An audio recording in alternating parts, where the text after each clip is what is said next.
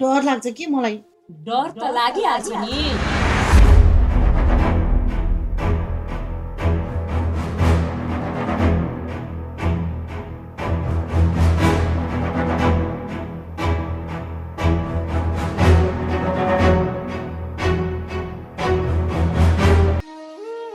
दर्शक श्रोताहरू, सलिनाले आफ्ना दाइ र दिदीलाई जेलबाट छुटाउनका लागि आफ्नो बुढालाई थाहा नदिकन सलिनाले आफ्नो बहिनीलाई दिएको गहना र पैसा लगेर आफ्नो बोयफ्रेन्डलाई दिएको कुरा सलिनालाई थाहा छैन। यतिकैमा आफ्नी सासूलाई भिरबाट लडाएर मारेको अपराध बाहिर आउलागी भन्ने डरले निकै नै तनाव भइरहेका बेला अचानक कान्छी र सागर ढोकामा आइपुग्दा सलिनाको सातो उडेको छ। त्यस्तै सागर निर्दोष साबित भएर जेलबाट छुटेर घर आएको खबर थाहा पाउँदा आमा र भाइ हतार हतार घर आउँछन् र कान्छी विरुद्ध अनेकौं नाना थरी आरोप लगाउँछन्। सागर जेल परेको बेला कान्छीले सानी छोरीलाई राति घरमा एक्लै छोडेर गएकी र सागरलाई डिभोर्स समेत दिन खोजेको जस्ता झुटा आरोपहरू लगाउँछन्। तर सागरले भाइ र आमाको कुरा नसुनी कान्छीले धेरै संघर्ष र त्याग गरी जुटाएका प्रमाणहरूकै कारणले गर्दा निर्दोष साबित भई जेलमुक्त भएको कुरा राख्छन् र आफ्नी आमा र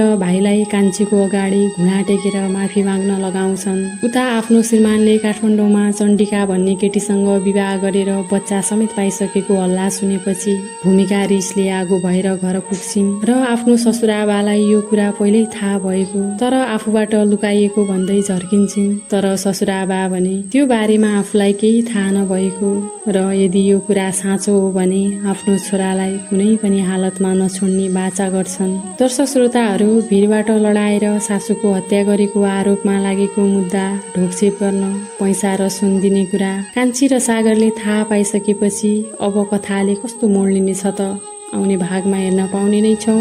भिडियो मन परे लाइक र च्यानललाई सब्स्क्राइब गरी साथ दिनुहोला। हस्त, धन्यवाद।